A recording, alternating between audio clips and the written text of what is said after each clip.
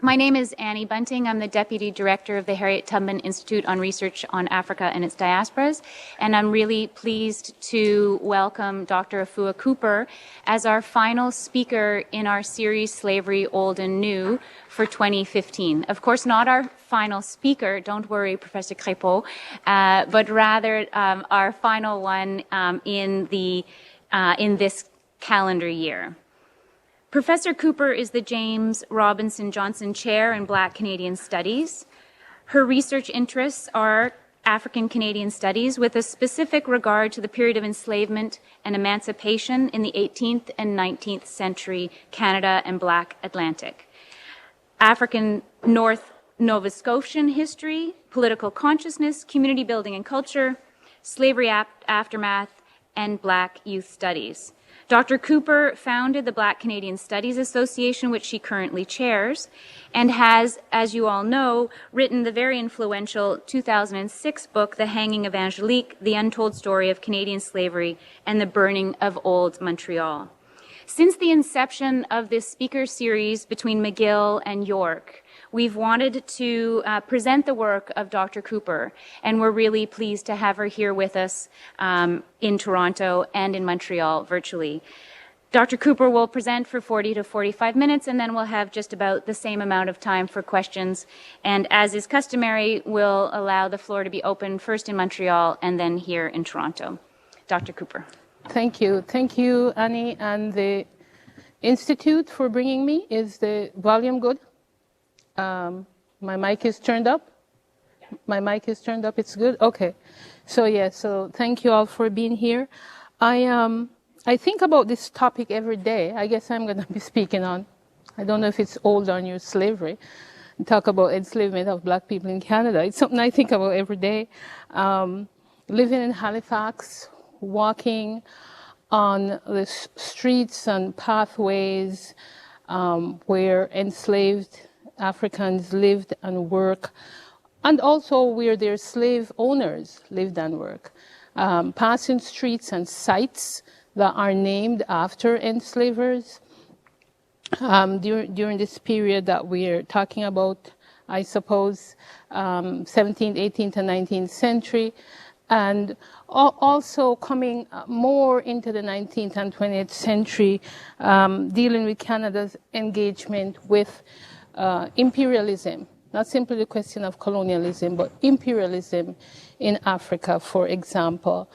Canadians were involved in the expedition to the Congo with people like Livingston and Stanley. William Steers, a very enthusiastic imperialist from Halifax, who was involved in the invasion of Eastern Congo and so forth. So I say and I think about this, I live it every day because of where I live in Nova Scotia and the work that I do. I also, when I was thinking about this talk, I thought about the comment of Justin Trudeau, our new Prime Minister, when he made reference to his cabinet, when people were talking about the gender balance, which is great, and the inclusion of several ethnically diverse people. And he said, this is 2015, it's Canada. And I thought, well, that's wonderful, but, you know, the Black people have been here. We know recorded documents tell us, recorded history, since 1604. And so after all this time, the Prime Minister could not find one capable, qualified African-Canadian person to put in his cabinet. And considering that Black people, you know, since we have, you know, party politics, you know, over 100 years ago, Black people have solidly remain behind the Liberal Party, even when other ethnic groups have abandoned the Liberal Party. As Cecil Foster argued in a recent piece in the Globe and Mail, the Black community from coast to coast has stood solidly behind the Liberal Party. And so I felt that here again, someone, you know, in the highest echelon of power has rendered Black people invisible. That is the Prime Minister. And so slavery also is one of those topics, is Canadian slavery, which is still invisible. In spite of my work, in spite of the work of many people, Harvey Amani Whitfield, some of the older guys like Marcel Trudel and people like William Riddell, the jurist, the Ontario jurist William Riddell, who found time to write on slavery. It's not something that's in popular consciousness, this issue of slavery. And we wonder why. It's as if, in spite of all our efforts, Canada and the popular discourse still remain hermetically sealed from the going-ons in scholarship, from the going-ons in terms of popular activism. So I think of the Black Lives Matter movement, for example, and we had a speaker at Dalhousie University this month, and she came to speak on the Black Lives movement. She gave an excellent talk, but she opened by saying she couldn't understand why, as Canadians, we were interested in the Black Lives movement and in Ferguson, because it's so far removed from our reality. And, you know, this hush descended on the audience, of course, and people gently told her it's not true, that we have our own shootings by the police and our own Black Lives movement. But it's almost as if consciousness ends at the 49th parallel. There's something pernicious, there's something strange, there's something curious that happens with regards to Canada, and I'm still trying to figure out what it is. Is it a more brilliant form of white supremacy? I don't know what it is, but it seems that no matter how much we go at this, how much scholarship, how much popular work is being done, it's one of those things that can't seem to penetrate public awareness, public consciousness, the collective consciousness. And I think it's especially pertinent in this time when we have a very active and vigorous reparations movement, when people in the Caribbean, the CARICOM nations are taking the British government and the British monarchy to task on this issue of reparations. And of course, it's not a new issue. It's been around for the past 70 years. I mean, it's been around since slavery ended, actually. But it has gained momentum in the past decade. So thinking through this, I also think about the work that Nicholas Draper did on the slavery compensation money, the 20 million pounds that was paid to the British planters for the loss of their property in the British West Indies. And thinking, how does this connect to Canada, for example? And Nicholas Draper's work is hugely, hugely important to our discussion and thinking about reparations and compensation, and also thinking about giving a human face to enslaved black people, in Canadian enslaved black people. So for my first, and before I complete that thought, we know that several Canadian people receive compensation from West Indian slavery money, from the compensation package.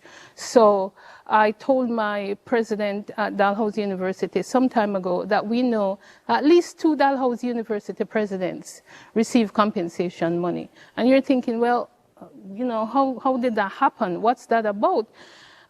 They were trustees.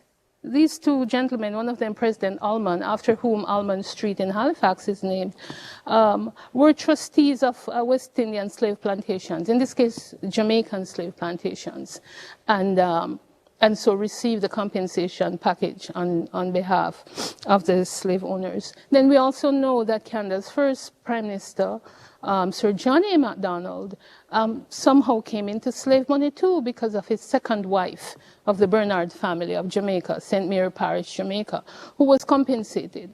Her dad owned about 75 enslaved Africans, and when the compensation package was delivered, he received thousands of pounds for the 75 people that the British government and law had deemed property. And then, you know, with all these black people free now running around in Jamaica, they couldn't stand it anymore, so they moved to Canada. And she became Sir John A.'s second wife. So there's this nexus, this colonial and slavery nexus that binds disparate sites, disparate parts of the Atlantic world, that shatters this myth of Canada as this pure, pristine, northern and Nordic nation. And people here at the Tubman who do work on the Hudson's Bay Company, for example. And when we think of the Hudson's Bay Company, it's, you know, that premier Canadian institution, which is no longer Canadian because, of course, sold to an American company. But at the same time, what does the Hudson's Bay Company have to do with slavery, have to do with West Indian slavery? It has, we know it has something to do with West Indian slavery. West Indian slavery is deeply, deeply a part or embedded in the ideas around the founding of the Hudson's Bay Company. There's also, I think, too, of the rum trade, of the West Indian rum trade, sugar trade and the rum trade, that, of course, was simply not confined to the so-called West Indies, but was one of these articles of commerce that went up and down the Atlantic, that crossed the Atlantic. That West Indian rum was also used in the slave trading process on the West African coast. We know of the famous New England slavers, and the New England slave trade, of course, premised on the rum trade. The molasses taken up, refined in places like Rhode Island and taken across to West Africa.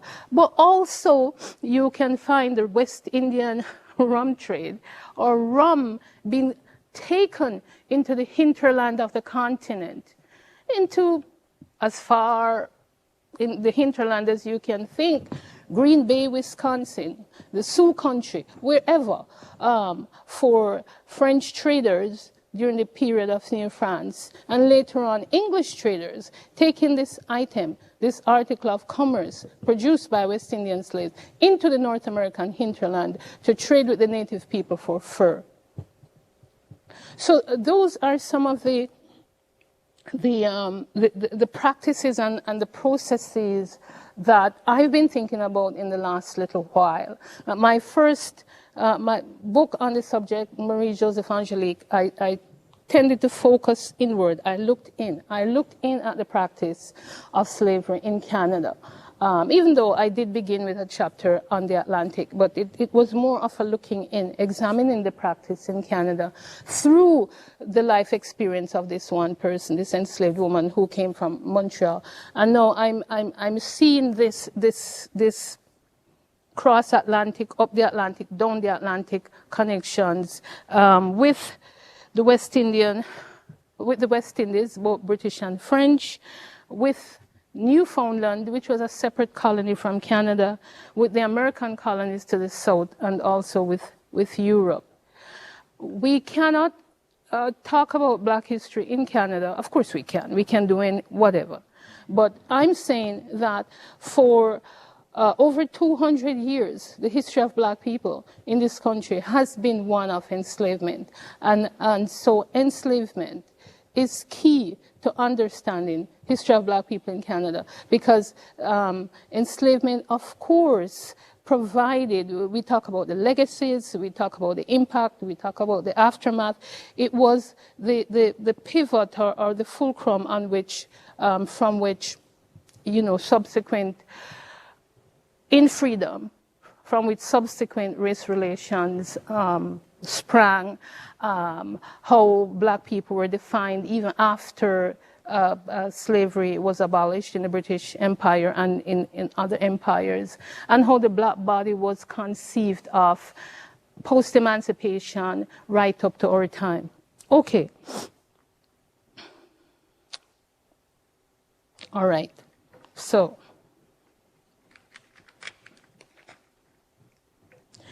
enslaved Africans, how did we, so I'm going to skip the part about New France because it's a lot, but just weave the experiences of enslaved people in New France and in British North America, meaning English Canada, into a sort of coherent discussion. So we look at the backgrounds of some of these people in Ile Royale, for example. So if let's go back and look at some of these maps of Nova Scotia. Some of them are colonial maps in terms of French. The yellow map itself is from the French period because we still have Louisbourg on it. Louisbourg is no longer a major place anymore. A formidable French fortress was at Louisbourg. Louisbourg was part of Ile Royale. Ile Royale is now Cape Breton Island, which was a separate island or a separate colony at the time. The Peninsula Nova Scotia and part of New Brunswick was what was called Acadia. And then, of course, the St. Lawrence colony. If we take the St. Lawrence River and come down into Canada, Quebec, Montreal, the St. Lawrence colony, present-day Southern Ontario, and Quebec, and then Louisiana, which is not depicted on this map, but Louisiana down in the Gulf of Mexico as part of New France. So these three areas, and in the French period, those three sites would be where we have enslaved people. It would be what is now Canada, especially Acadia and the St. Lawrence colonies. So in 1755, around 1755, the Acadians, in 1745, you had the first storming of the fortress of Louisbourg. Ile Royale, Louisbourg, was invaded by New Englanders, English people, and some troops from England. However, it was returned to France.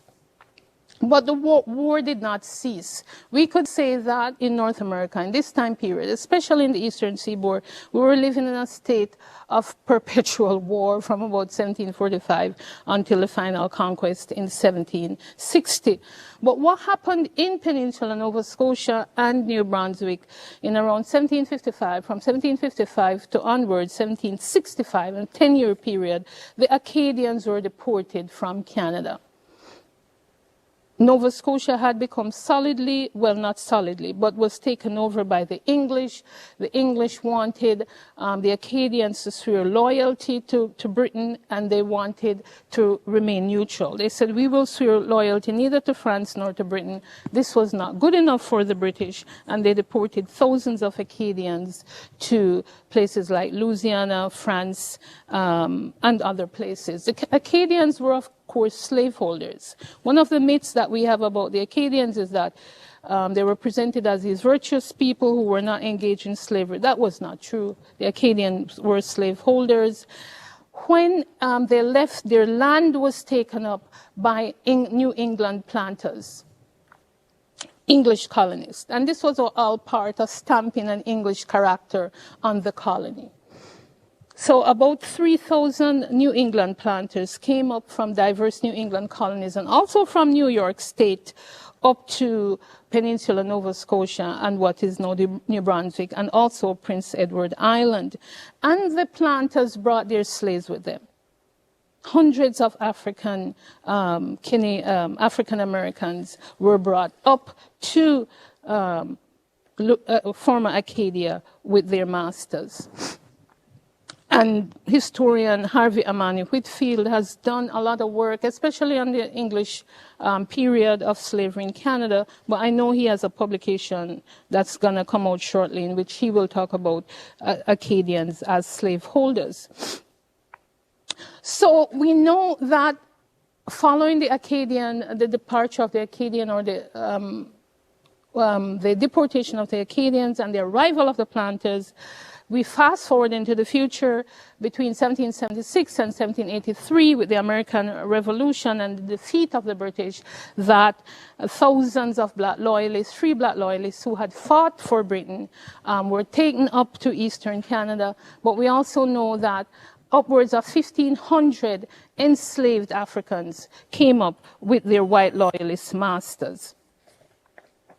And so we're looking at the diverse backgrounds of these enslaved Africans in Eastern Canada, particularly from the Acadian roots, from the planter dispensation, from the black law and from the black loyalist dispensation. Coming from the American colonies to the south were people of diverse origins. Coming from the American colonies did not mean that all these people were born in these colonies. In fact, from the Book of Negroes, that wonderful register that was made at New York Harbor, as the loyalists jumped on ships and went around the world, we know that at least half of these people were born in Africa, gave their birthplace as Africa. And we know many of them, too, were born in the West Indies. So let's look at an announcement in a colonial newspaper. Announcement in colonial newspapers alert us to the movement of enslaved Africans up and down North America's eastern seaboard. The following advertisement appeared in 1751 in the Boston Post. Just arrived from Halifax and to be sold 10 strong, hearty Negro men, mostly tradesmen, such as caulkers, carpenters, sailmakers, and rope makers. This announcement illustrates that the enslavement of blacks in Halifax was quite common in the year after its founding. Halifax was founded in 1749. In fact, there was a number of enslaved Africans who helped to found that city. Further, this advertisement reveals that these bonded Africans were skilled craftsmen and artisans who definitely worked in the maritime industry, given their skills. This ad further underscored the Atlantic and maritime relationship between New England and Nova Scotia and the movement of enslaved Africans between these colonial sites. Moreover, at that time, both territories were part of the Atlantic colonial British Empire, serving the same monarch and united by ties of blood and region.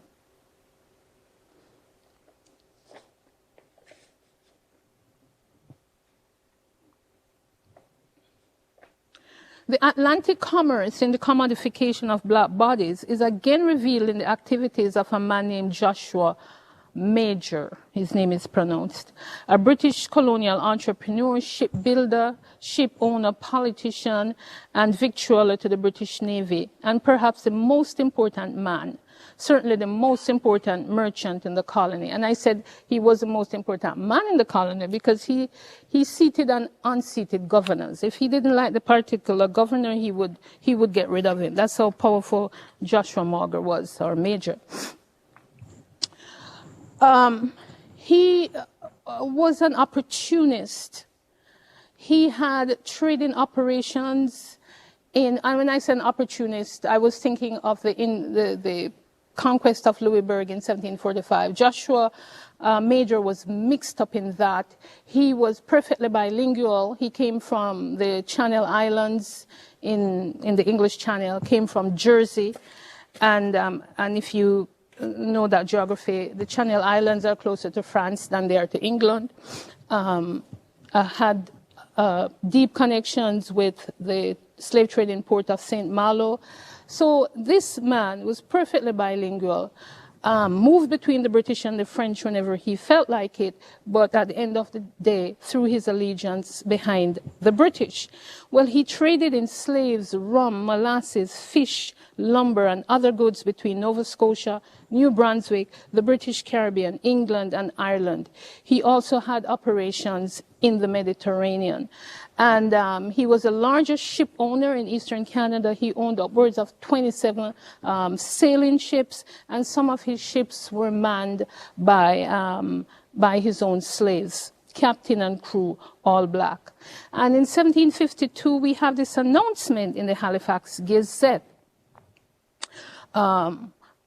announcing the arrival of a body of enslaved Africans brought to Halifax by Joshua Major.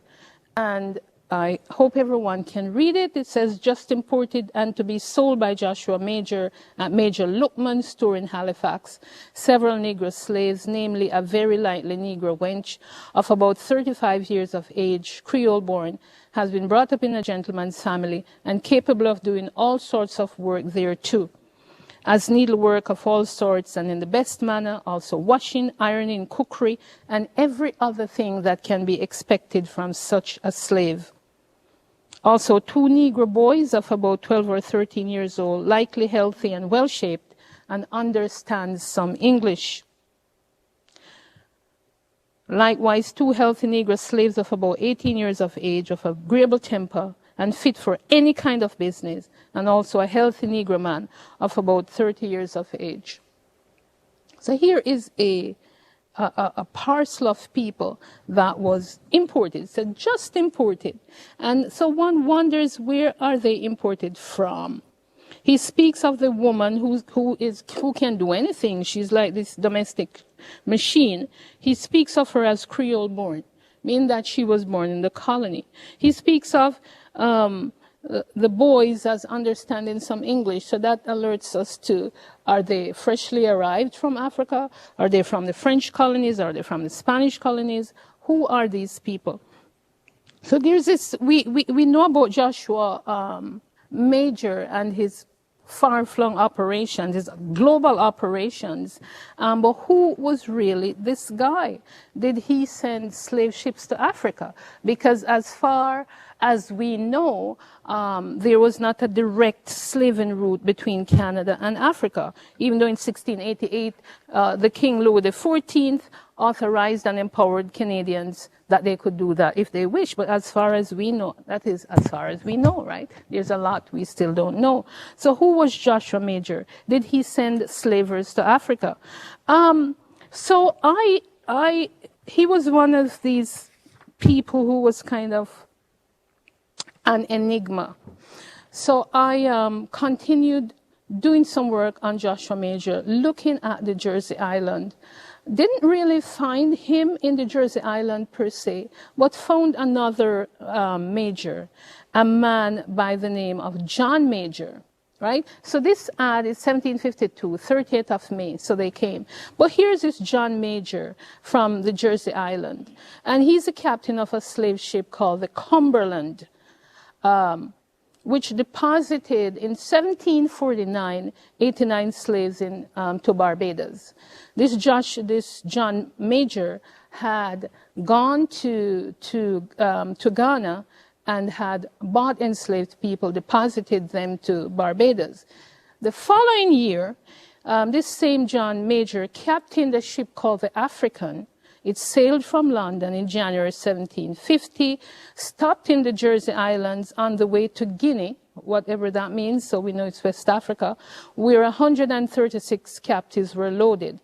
And again, he sailed to Barbados and sold the people who made it alive. This is in 1750. So if this John Major has this active operation of slaving between Europe, Africa, and the Caribbean, with the same name, he's also from the Jersey Island, like our Joshua Major. Are they related? Are they brothers? Further research is necessary to determine this. Are they cousins? How did Joshua, are they trading partners? Are they business partners? They certainly have the same last name from the same little island in the English Channel. How did Joshua Major get his slave? I'm positing that these slaves who are just imported came from Jamaica and Antigua or Barbados, given some of Joshua Major's operation in these 3 islands or trading connections. So hence the title of my talk. When we talk about the triangular trade, you know, we tend, especially when we teach undergraduates, we tend to stick to, you know, these 3 points: West Africa, Europe, the Americas, or the Caribbean. And sometimes we say, But then there's New England, and we'll throw New England, because in New England has had their own trade going on, right? But Canada doesn't figure as part of it. So if we want to look at this trade, earlier I talked about the rum trade going as far as into the hinterland, in the North American hinterland, in the Great Lakes, in the Upper Lakes region. So I'm saying that we need to think of these activities as a part or a sub-part of the regular triangular trade that we often talk about. And I'll come more to that when I speak of other items that were involved in this Canadian dimension of the triangular trade. The ad reveals the utter chattel status of blacks in early Canada and the Atlantic. In addition to actual slavery in Canada, the practice was also connected to the wider imperial world of slavery in the Black Triangle. There was also a close trading and imperial relationship between the Canadian colonies, both French and British, Canadian colonies, French and British, and the West Indies. Fish, especially dried cod, was sent from Nova Scotia and Newfoundland to the West Indies and largely fed the enslaved population. Wheat and lumber were also imported to these tropical colonies. And now we know that the timber trade was important. The more you do this work is the more you come up on new information. The timber trade was important. The timber industry was a kind of the bedrock, the economic engine that drove what became the southern part of the colony of New Brunswick. New Brunswick was one time part of Greater Nova Scotia, and in 1784 it was cut off, and New Brunswick was created. One of the consequences of the Revolutionary War and the arrivals of the Loyalists. But so timber became hugely important, and timber was sailed down the St. John's River, sailed down the St. John River to the Atlantic, packed on boat, and sailed to Europe, and also down to the Caribbean, to places like Bermuda, where you didn't have lots of trees, or the Turks and Caicos Island and other places. And we know enslaved people were very much involved in the timber trade. We know Halifax now as a big shipbuilding site where ships were built and timber loaded on. And also in St. John's, New Brunswick, they also built ships. So there were all these activities, these economic and these commercial activities that were taking place within the Canadian colonies that linked directly to the West Indian colonies and to the European colonies, in this case, to Britain. There's something else I want to say, and that concerns Newfoundland, but we'll get to it. So it wasn't just wheat and lumber that was imported to the tropical colonies. Timber was also imported. In reverse, West Indian planters exported rum, sugar, and molasses, and oftentimes slaves to the Canadian colonies. For example, in Ile Royale, and this is from Kenneth Donovan's work, by the 1740, Ile Royale exported up to 40,000 quintals of cod per year to the West Indies, especially to Saint-Domingue. This is coming from Louisbourg there, Cape Breton, exporting the cod down to Saint-Domingue. But we also know that from Newfoundland and Peninsula Nova Scotia, this dried cod was also exported to the British West Indies. Ile Royale had become a market for Caribbean products. Donovan goes on to note that, quote, shiploads of sugar, molasses, and rum were brought to Ile Royale from the West Indies and immediately re-exported primarily to the British American colonies. So even as much, as Britain and France are always at war, the colonies, there's this huge contraband trade, which we won't get into, but the colonies in times of peace and even in times of war had this establish commercial links between themselves. So here in French Nova Scotia, they were selling sugar and rum and so on down to the American colonies. So extensive was the trade in rum and molasses that by 1750, the value of Ile Royale, which is Cape Breton, Nova Scotia, sugar products rivaled the value of the colony's cod production. So here, what connected these two economic activities, the cod, the sugar, and the rum, was the slave body. Soon after its founding, Halifax became a hub of Atlantic commerce with connections to the West Indies, New England, and Europe. The importance of the West India trade to Halifax was not lost upon a historian of Canadian slavery who wrote at the close of the 19th century. And this man is T. Smith Watson, who moonlighted as a historian, a very good historian, I should say. By day, he was a Methodist pastor. He said the fish and lumber sent by these provinces to the West Indies formed an important, if not the larger part of their export trade, a trade that directly and indirectly gave employment to an immense number of industrious men. On the success of this trade, Halifax had in a large measure depended for her prosperity, if not for her existence. These are pretty strong words. He's saying Halifax and its hinterland depended for her prosperity on the West India trade. These economic linkages reveal that Canada was part of the larger triangular trade, a trade that was premised on the bodies of captive Africans, salted cod, and the slave-grown products of sugar, rum, and molasses. It was from this trade that Britain, France, and other colonial powers gained their wealth, prestige, and influence.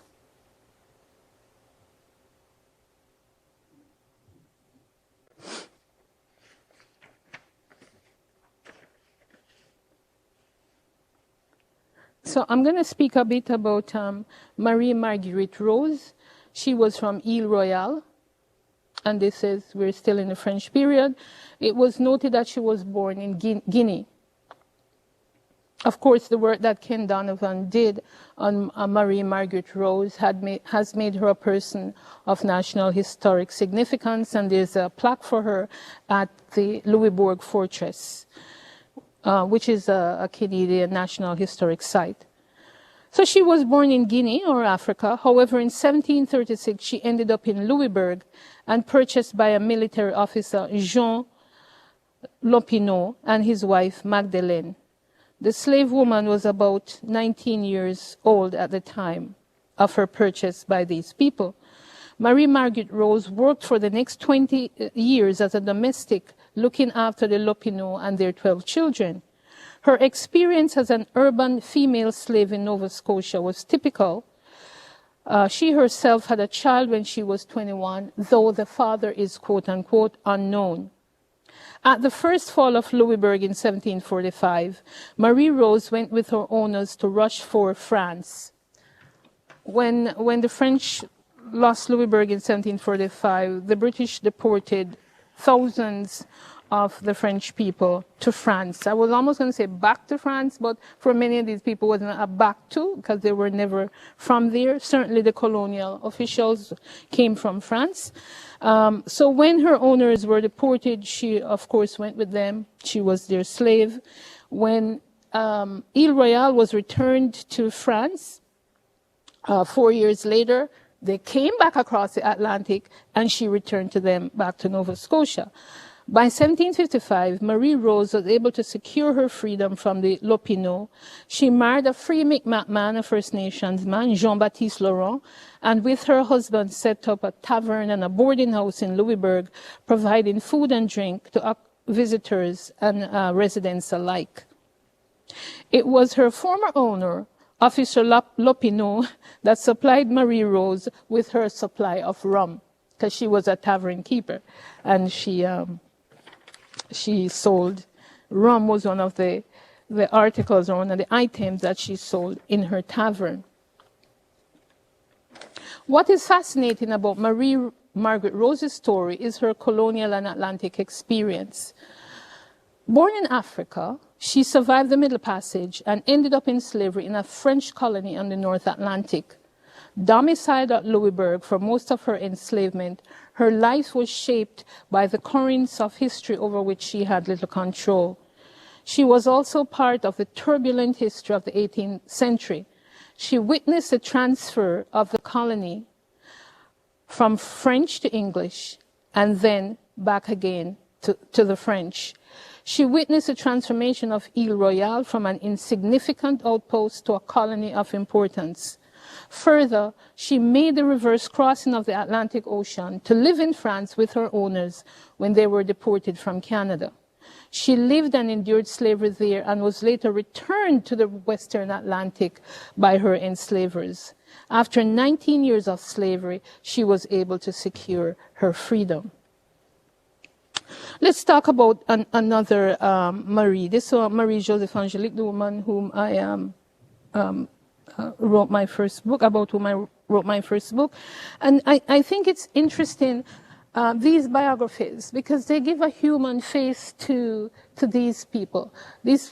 And the thing about slavery and enslavement is, if you look at, say, Joshua Major's advertisement, just imported to be sold, 13 Negroes. Who are these Negroes? They have no name, right? They're just like a notation in somebody's accounting book. But we have a name for these people. Granted, it's a colonial name. It's a name given to them by their owners. But there's that little biography about them, whether it's an ad in the newspaper about their escape or their flight or whatever it is. There are these little tantalizing biographies. This is not Marie Margaret Rose. This is a reenactor. Every summer at Fortress Louisbourg, they have a reenactment of certain colonial events, and this woman is a local actress, and she plays Marie Margaret Rose. So,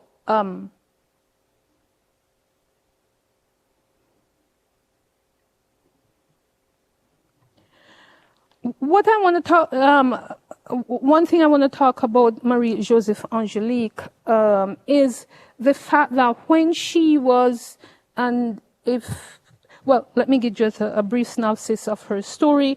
She came from Albany, she came from New York, the Hudson's Valley in 1725 to Montreal in 1734. April, 9 years later, she was accused of burning down the city, and she was found guilty and hanged, and then her body was burnt and the ashes scattered to the four winds. She was born in Portugal. But one of the things that caught my attention with her when Marie Joseph Angelique became really furious at her mistress for selling her was when she discovered that not only had her mistress sold her to a merchant in Quebec, the capital of the colony, but this merchant had plans on sending her down to the West Indies. He was going to sell her out of the Canadian colony down to the West Indies. And you see that a lot in the experiences of many Canadian slaves. So when Thomas Peters, for example, Black Loyalist leader Thomas Peters, went to England in 1791, took his petition to Lord Grenville. One of the things that he talked about, even though he was free, even though there were these thousands of so-called free Black loyalists in the colonies, he said to Lord Grenville in his petition, "We are reduced to slavery. Even though we fought for the crown and we're supposedly free, every day there are incidents of re-enslavement. Our people are stolen and sold to the West Indies or to the American South. So our freedom is tenuous." I'm paraphrasing him. So the West Indies, it was this place which many Canadian slave masters felt that they could send away their slaves when these slaves became unruly or uncontrollable. The West Indies was also a place from which enslaved bodies flowed up to the Caribbean. And so for Angelique, she discovered that her fate was going to end on a West Indian plantation, and she took action then. The man who hanged Angelique, Matthew Leveillé, he was a slave, the hangman. Let's look at his journey. He was purchased by the government of New France from the government of Martinique as a slave of the crown. In 1733, in Martinique, Leveillé was condemned to die for the crime of marronage, or running away. He was a maroon. He kept running away, just like the woman he hanged, and ran away for the third time, and he was going to die.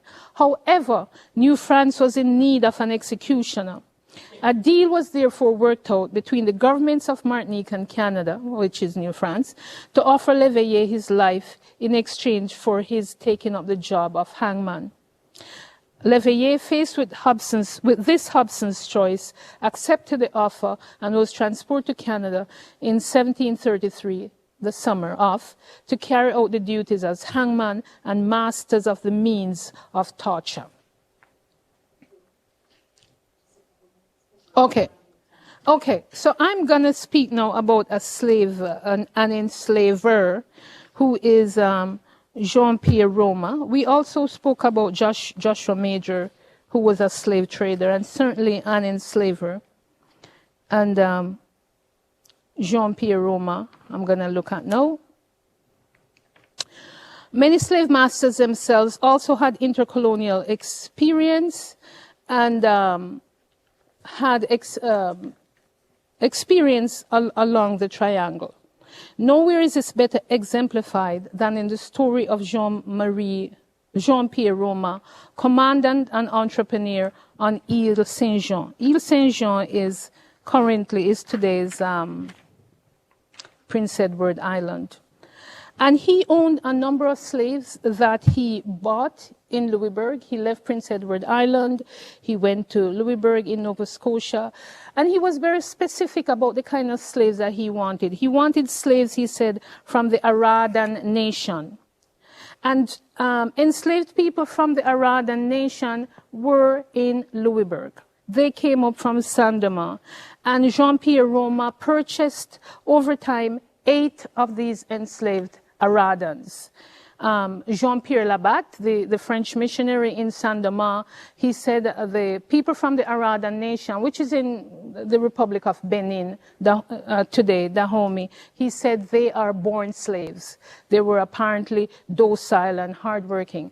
So this Canadian slaveholder, that was his preference. He himself had owned plantations in Saint-Domingue. So he therefore had experience with enslaved populations, coming to Canada as an entrepreneur and a colonial administrator. These were the people he wanted. He was very, very specific too about having a gender balance on his property. He bought 4 men and 4 women. If we fast forward in time, in 1749, we see Jean-Pierre Roma giving to one of his friends in Quebec City an infant child who is described as a mulatto. Her mother had died in childbirth. And the child is described as a mulatto. And one wonders if she was one of the Aradan women that he purchased in Louisbourg. And who was the father of this child? And why was Jean-Pierre Roma so keen in ensuring that this child has a good life by giving the child to one of his best friends? I'm going to end with a little document I discovered on Newfoundland. I did say I was going to bring Newfoundland in my discussion. And if I can find the document, I'll read it. If not, we'll just go to the questions. But bear with me a minute. Here it is. And this is from a multi-volumed history of Newfoundland. It was published at the end of the 19th century. In 1788, some merchants of Bermuda sent ships with black slaves to the Great Banks, these are the Grand Banks, where they fished with success returning to Newfoundland to cure what they caught. Englishmen, as well as Newfoundlanders, were alarmed at their skill, prophesied that the blacks would drive out white labor, and procured the enactment of a law which confined the right to dry and cure fish in Newfoundland to the British, who hailed from Europe, and to Newfoundlanders. Jealousy of cheap labor was expressed, and a note was struck which had been sounded again and again by newborn English colonies of the 19th century, but which was seldom heard in that older group of lost colony. The black man did not reappear in Newfoundland. As if, the universe is speaking, the same time I discovered just this one paragraph in this multi-level history of Newfoundland, I was speaking to a Mi'kmaq leader of Nova Scotia, Kevin Christmas, and he said to me, "Let me tell you about the history of black people and Mi'kmaq people here." He said, "The black people were the first citizens of Mi'kmaqui. We took in the black people." He said, black slaves used to come up and fish in Newfoundland, and they came up from Bermuda. So, you know how often we disparage oral tradition? This is in their oral tradition, right?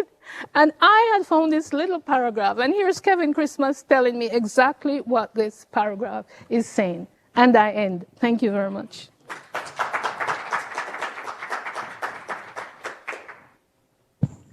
Thank you very much. A wonderful place to end and to open up our discussion. So I'll ask if there are any questions or comments in Montreal first. Questions, comments? Anyone? Anyone? Go ahead. Yeah. No, you book. Okay. Thank you very much, Dr. Cooper, for what was a fascinating talk. Slavery is not discussed nearly often enough, so when it is, I think people who are interested are very excited to hear about it.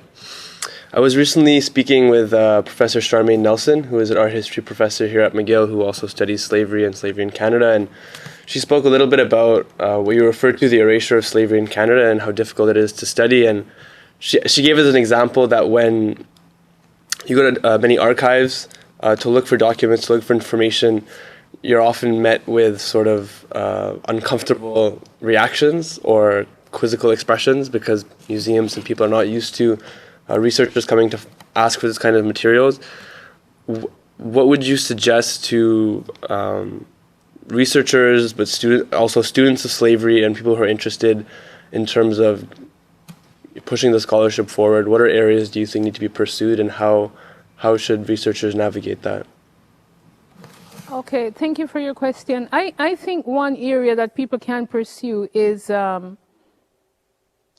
looking at the enslavers, because sometimes you go through that channel to find what you're looking for, and even looking at the enslavers, researching the enslavers themselves is it's a worthy activity, because enslavers, being members of the master class, the literate class, the class that historians write about, tend to have documents and papers and leave these papers behind. They're usually in the archives.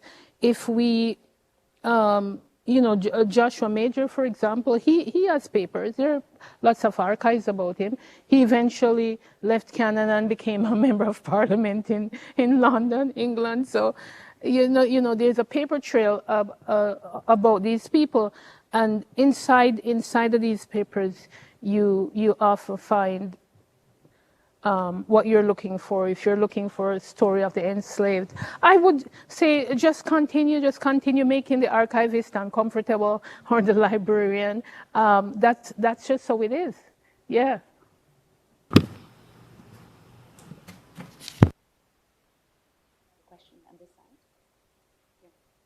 We have a question here. Just a moment. Oh, okay. Okay, hey, can you hear me? Okay. Dr. Cooper, thank you so much.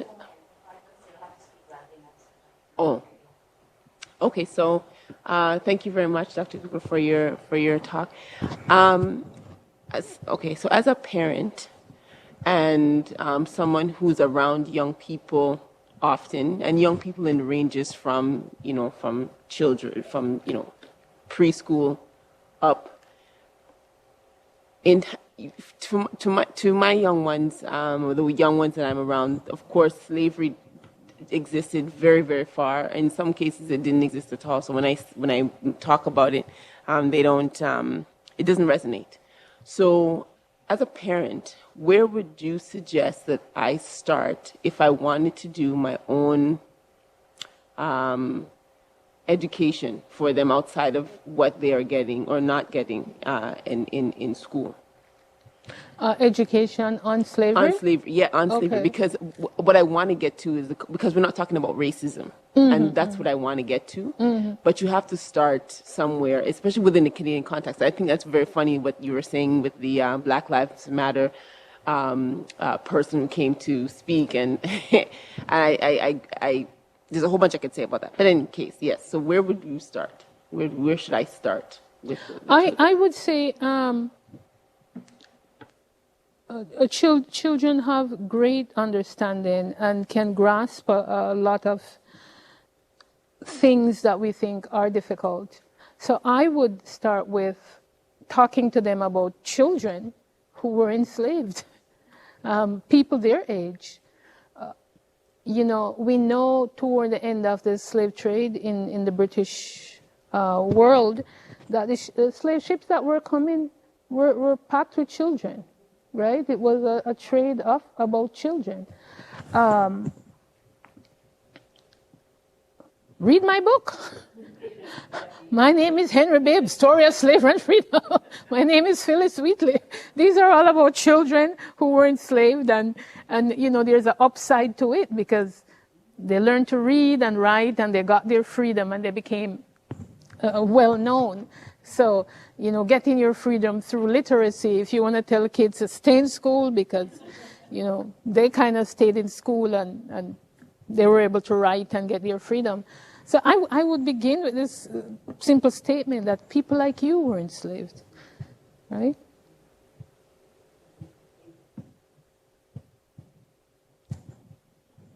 There's a question here in Montreal. Hi, Dr. Cooper. My name is Rodney Désir.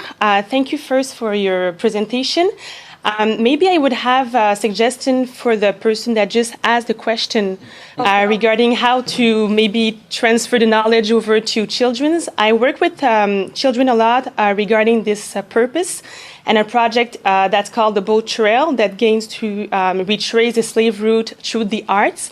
And as a dancer and choreographer, I think that one of the how can I say this in English? En douceur, the elements, yeah, like a quiet way, but a way which would be smooth, gentle, smooth, is through the art, because the music and the rhythmics and the stories heritage, which is one of the major resistant elements that stays through the history and that transports also the oral knowledge, is a way that I use, and I found it opens a lot of questions, and through the questions, sometimes you get to the answers. So that might be one of the I agree with you. Thank you for that. And you're coming to Halifax soon, right? Yes.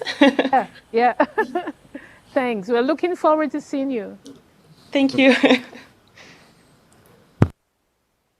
We have a question here, and maybe.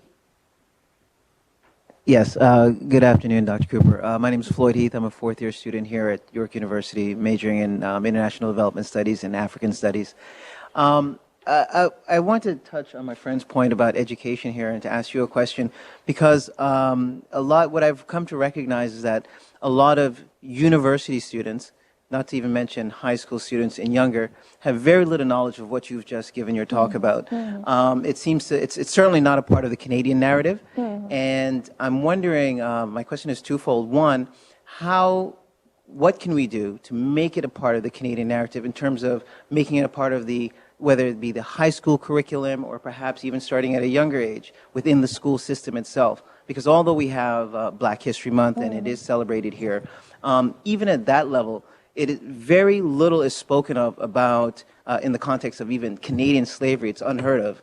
And I'm ashamed to even admit that myself, that until recently, I had no knowledge of Canadian slavery, of blacks being enslaved in Canada. Yeah. And even of the history of black peoples coming to Canada throughout the hundreds of years that we've been here, and how they came not just from America, but also from the Caribbean and so forth.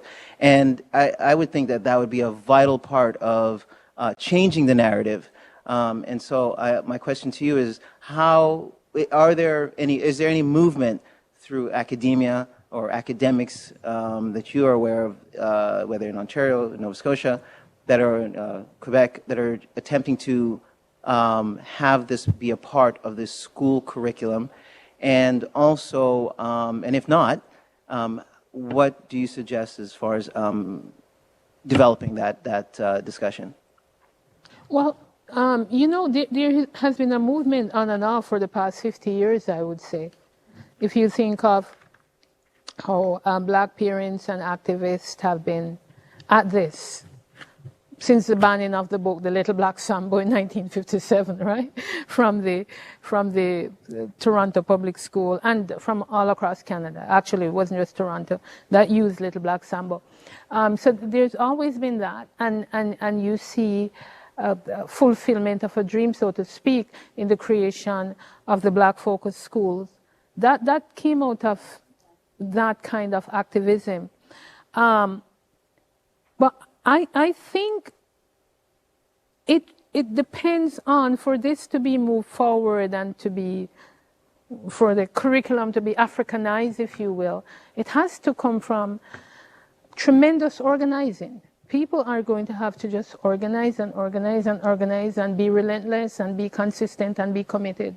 It's the only way I see it. Because power does not really concede,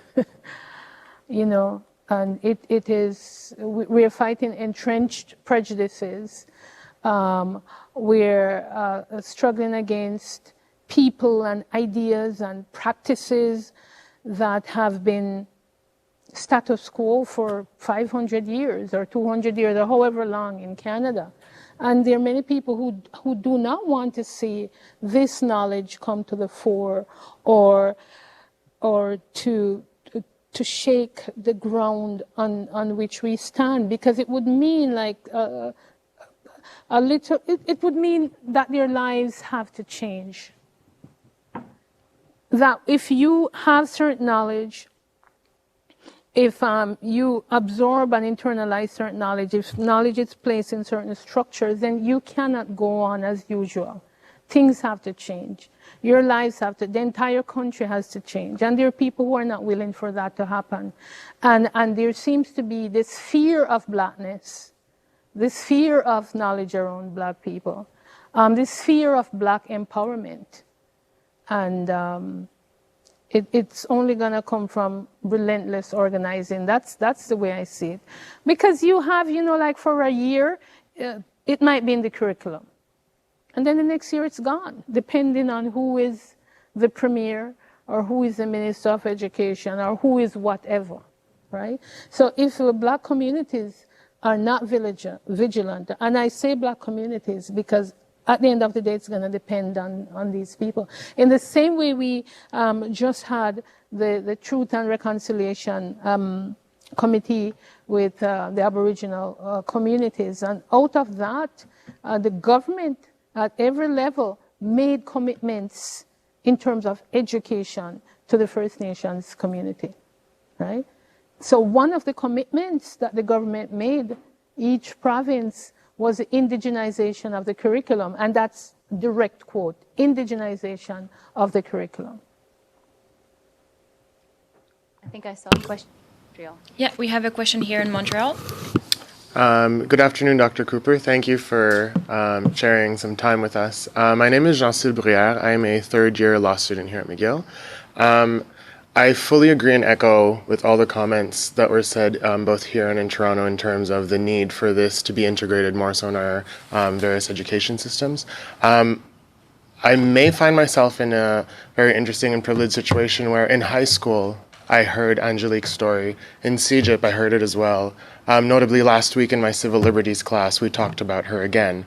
But what's interesting is that in all of these narratives, we always just fall back to the fact that there's this story that it was because she was having an affair with a white man. Do you feel that? How do you feel this affects her story? If, in my case, every time I've heard about her, it's always, oh, it's because she was with a white man. I don't know if you think this delegitimizes or what. Yeah, I agree, and I engage that point in the book because it makes her story kind of frivolous. It makes it, she wasn't really serious about her freedom. She was in love with Claude Thibault and she wanted to run away with him, right? She might have been in love with Claude Thibault, who knows? But that would be okay if she's in love with Claude Thibault and he with her. That's fine. But we know when you look at her court records, when you look at her trial transcript, she speaks, she addresses the judges and her questioners from a place of what I call internal empowerment. She doesn't talk about Claude Thibault. She said, I did this because of X, Y, and Z. I did this because my master whipped me. I did this because my mistress whipped me. I did this because she worked me too hard, right? So I think what you have heard in the CEGEP and last week, wherever you heard it, is a typical kind of Canadian response when Canadian issues are placed under the lens or under the light. It's kind of like, it was bad, but it's not so bad. Yeah. Thank you. Oh, okay. Okay. We have another question here in Montreal. Okay. Hello. Hi. Hi. So I guess the question I wanted to ask is just this past week in the CBC, there was an article by Neil MacDonald, and he was commenting on sort of university students pushing back against sort of the telling of racism and cultural appropriation. And he discussed what's happening at at Princeton University, where students are trying to change the name of the Woodrow Wilson School because he was a slave owner, and dismiss this as well as, because all of the founding people of North American history were slave owners, so we can't get rid of their great legacy, whether, he mentioned Woodrow Wilson's League of Nations work and Thomas Jefferson as an emancipator. So I'm wondering how, first of all, none of the examples he gave were Canadian examples, and I guess that's also telling in terms of when we talk about pushing back against the history of slavery, it's always in the US and never here. But how do we respond to that sort of attitude that we can't dismiss this history because then we will lose all our history, of everything we love about our history? Yeah. No, I mean, we shouldn't dismiss any of the history. Oh, I mean, I think it's good that the students at Princeton are pointing out these examples. Woodrow Wilson sponsored the showing of the Birth of a Nation. He had it shown at the White House. And so, no, we can't dismiss any of that. And yeah, I'm sure he did some good things, the League of Nations, etc. But I often say to these people, Hitler also did some good things. He made the trains run on time. We hear that, right? Hitler made the train run on time. A train was never late. Hitler built wonderful highways. He I guess introduced a gymnasium. All the school kids were fit, whatever. Because, Adolf Hitler is seen as kind of like this iconic evil person in modern Western history. And but he also did some good things. Now, I don't like Napoleon Bonaparte at all. Napoleon Bonaparte was an evil person. I have a real grudge against Napoleon Bonaparte because he didn't like General Alex Dumas, who saved France so many times, right? And he denied Alex Dumas his pension and made poor Alex Dumas die in poverty. Napoleon was awful. We don't like Napoleon. Napoleon wanted to return people to slavery in Saint Domingue and in Guadeloupe, etc., etc. Napoleon was a racist. Why should I like Napoleon? But Napoleon has this great place in European history and in French history. And he wasn't a real revolutionary, by the way. Don't get me started on him. Man was a dictator. He was an autocrat. He crowned himself emperor, etc., etc. So, it's kind of like this white male sort of guilt, and which I referred to earlier. Here are these people now ready to throw all our heroes off the cliff. We had the same kind of reaction when the Sally Hemings story broke with the DNA on Thomas Jefferson. I mean, the defenders of Jefferson came from out the woodwork, and everybody defended him from the highest to the lowest, right? You cannot sully our founding father like that. That the guy was a rapist and a pedophile and a slave owner. Sally Hemings was 14 when they were in Paris. So I disagree with Neil MacDonald. I said, open it up.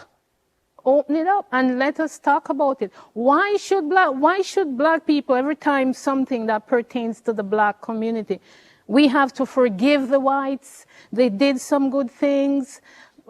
Forget that. That's the past. That's the history, that happened in history. That's what David Cameron said, didn't he? When he went to Jamaica a month ago or so, and people were talking about reparations. He said, slavery is over. Forget about it. Let's move on. That's what the Prime Minister of Britain told the Jamaican people when he went to Jamaica. Let's move on. Let's forget about it. Do not talk about European black people. After all, you're only half humans.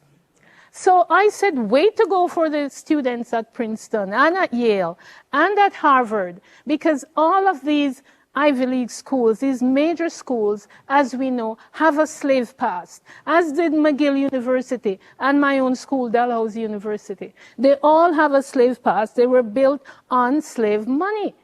And so it's time that this be opened up and talked about.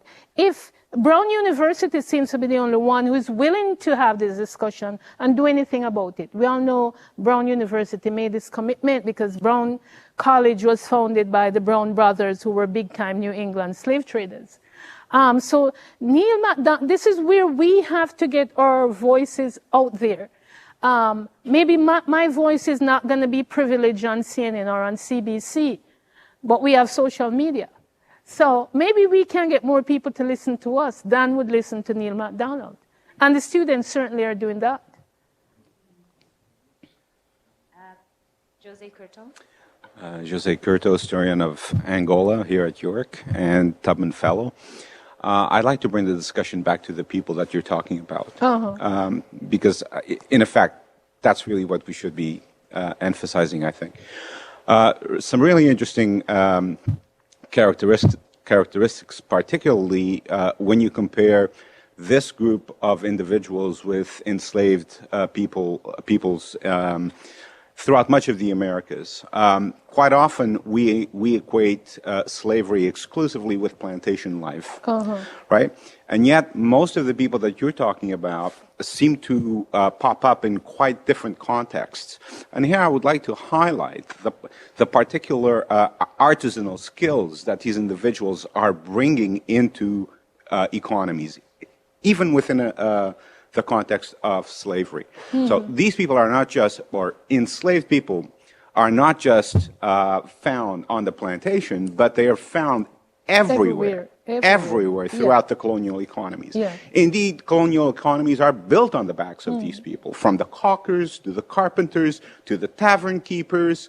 And also, another interesting characteristic is, of course, the fact that you have a relatively large number of women, in particular, in the historical record. And I wonder if you'd be able to talk a little bit more about that.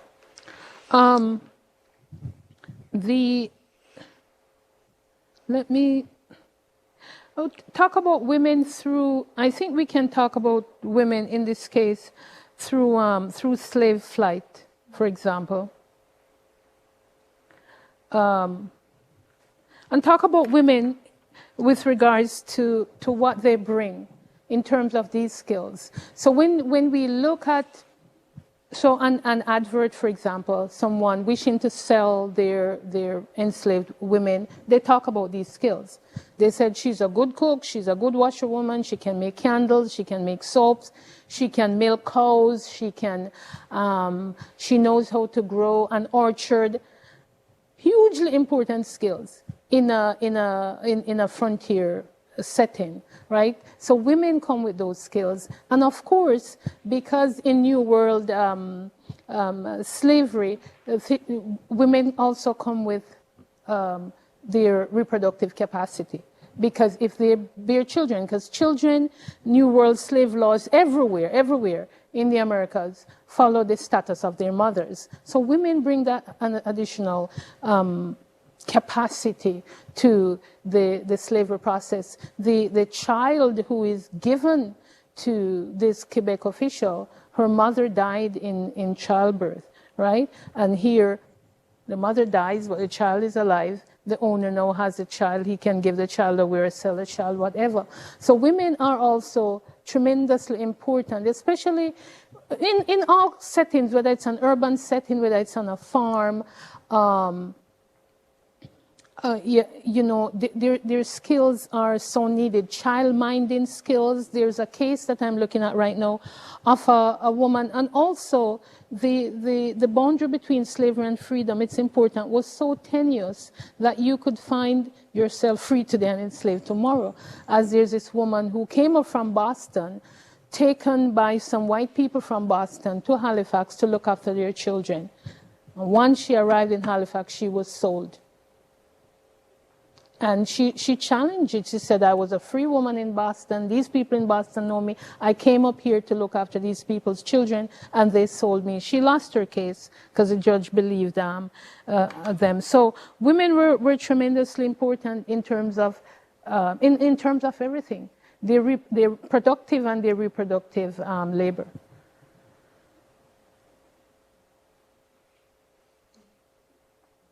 We have a question here. I put up this flight because there's this advertisement. There are two women here. Flora, a wench, about 27 years old, much pitted with the smallpox. Also Nancy, about 24 years old. And it sort of ends with Nancy and this kind of, okay, also Nancy. But this is 1876, 14 years later, Nancy would sue her owner and the case would be taken to the New Brunswick Supreme Court. She sued her owner for wrongful ownership. And so you have this other part of it, this quest for freedom, this whole resistance piece where enslaved people, men and women, were resisting, whether they were running away or, as in the case of Canada, also taking their owners to court. Do we have time for another question?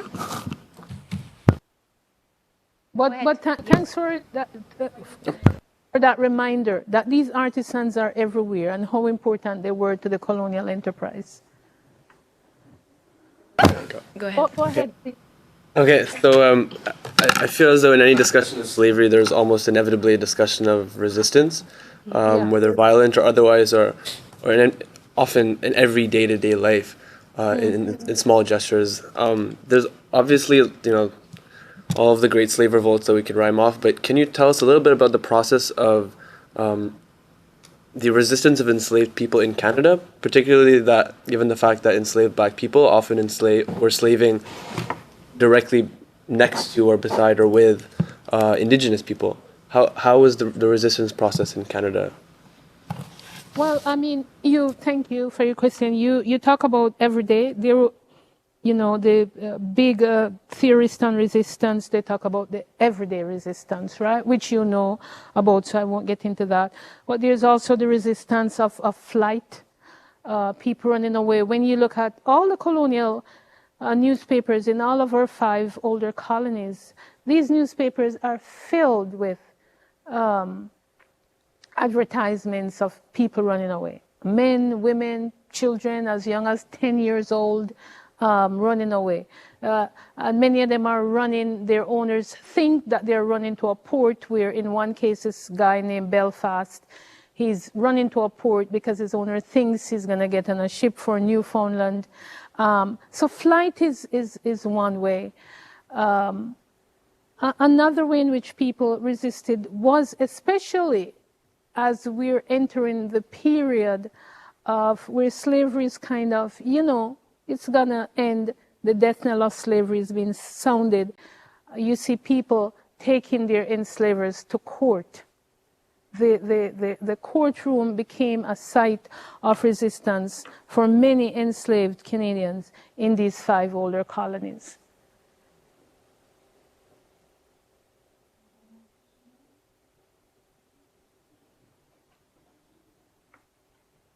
Unless there's another question in Montreal. Oh, yeah. Yep, there is. Sorry. Yeah, we do. We have one. Sorry, Dr. Cooper, if I'm a little stuffed up, but I actually wanted to ask about the money and to the extent that Canadian finance and financial institutions were involved, not only in the slave trade here, but throughout the Americas, if you could speak on that. The money, good. I need some of that money. There were earlier. I mentioned the Hudson's Bay Company.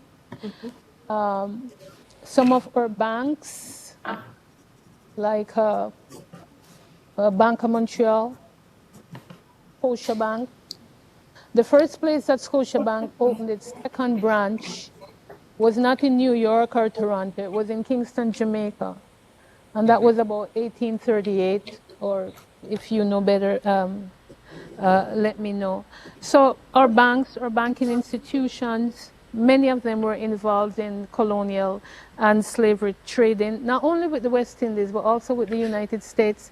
I mean, CN Rail, Canadian National, is also implicated right now in a reparations suit because CN Rail had bought out many decades ago a railway company in South Carolina that was involved in the transportation of enslaved Americans. So the more work needs to happen. I think one of the first questions we got was about doing the research, how to do the research, what to look at. I think looking at the Canadian institutions' involvement in slavery and the slave trade is a key area that more work needs to be done. I don't know if people at the Tubman are doing that work. Okay, but yes, but everybody's hands, everybody's hands are dirty. One of the things we realized too, as you look at the British payout, right? As you look at many people who were abolitionists, like leading abolitionists, and you just look who their parents were actually involved big time in the slavery business. So that's very interesting. But it's kind of like when you're teaching, and if undergraduates know anything about the big slaving powers, they'll know about United States and Britain and France.